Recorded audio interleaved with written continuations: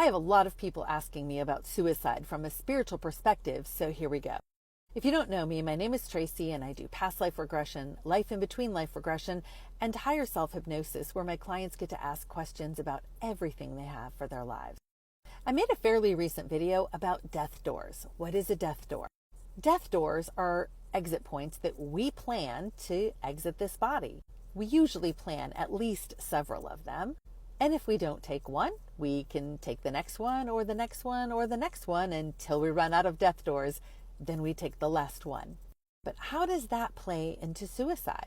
I'm going to answer this from my experience and what I have learned from higher selves. And if you're going to tell me that I'm being irresponsible or trying to convince someone else that it's okay and make light of suicide, that is not what I'm trying to do. And maybe you should figure out why you think that's what I'm saying, and not project your beliefs and your intentions onto my words. So let me start by saying that life is like a big giant video game. It's a simulation. You, me, we're all avatars. The real us, our soul, is not here. It never left the spirit realm. There is a fractal of our consciousness in this body, but not our whole soul. Our soul sends a fractal of its consciousness into a physical body to have experiences, to learn and to grow. It's like reading a really good book or watching a really good movie that feels incredibly real. Add to that emotions and beliefs that we can adopt with this avatar, it really makes it a fun game and a very realistic one. And believe it or not, we are both the creator and the receiver of all of our circumstances. We created the game and then we jump in it and we get to play it. Okay, yeah, I get it. Your conscious mind does not think that most of what you experience is fun at all and there's no way you would have chosen it. But that is not how your soul sees it. And your soul is the one that does the planning, not your conscious mind. If it was up to our conscious mind, most of us would never send a fractal of our consciousness into a physical body. And that's exactly why the decision is not left up to a conscious mind. So just like every other death door, suicide is a possible death door for many souls. It doesn't mean that every soul takes it, but some souls obviously do. It's never a surprise for our soul when we take that as an exit point. And in past lives, many of us have chosen that kind of death door. And what I've found in my life in between life hypnosis sessions is when we do, we usually regret it. We wished we had not done it.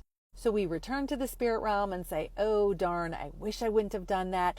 Let me go plan another life and make it through this time without doing that again. But then we might do it again. Or we may not. And however many tries our soul wants to make it through without doing that, it's totally fine. And it's up to the soul. It's our own individual soul journey. Obviously, when someone does take their own life, it leaves a lot of heartache and sorrow for those left behind and creates a lot of learning experiences for others.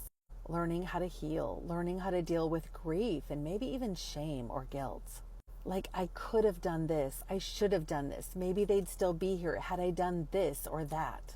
Which leads me to reference a particular book that addresses that very topic. It's by author Robert Schwartz and it's called Your Soul's Gift. It's the second book in his sequel after a book called Your Soul's Plan. Incredible books if you've never listened to them or read them. In his book, Your Soul's Gift, they address the very topic of suicide. And while it's been quite some time since I read that book, I do remember one thing in particular.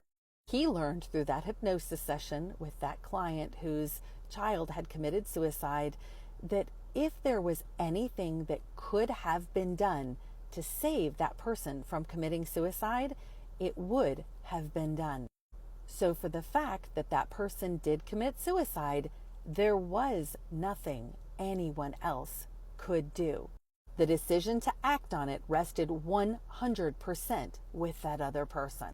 And again, there was nothing anyone else could have done. So therefore, there's no reason for any guilt or any shame or any regret to be left over when someone does that kind of thing. Many, many people have suicidal ideation and even plans to commit it. that never do. Why? Because there was something that could be done and it happened, which resulted in that person not taking their own life. So while you might focus on the people who do take their own lives, what about all the many, many, many more people that don't end up acting on it? There are no statistics, there are no numbers about those individuals. But I would bet they far outweigh the number of people who actually act on it.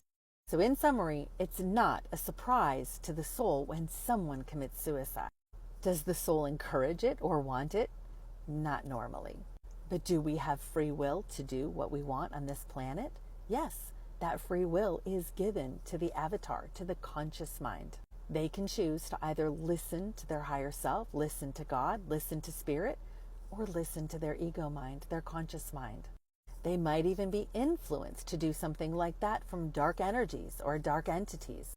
And the pressure is too much, and they take that death door. And not to make light of it and not to offend anyone, it is another death door. And there's no reason for anyone left behind to feel shame or guilt or regret. Because, just like I quoted from Robert Schwartz's book, if there is anything that could have been done to keep that person from committing suicide, it would have been done. But if they did commit suicide, there was nothing more that could be done, and it was their choice.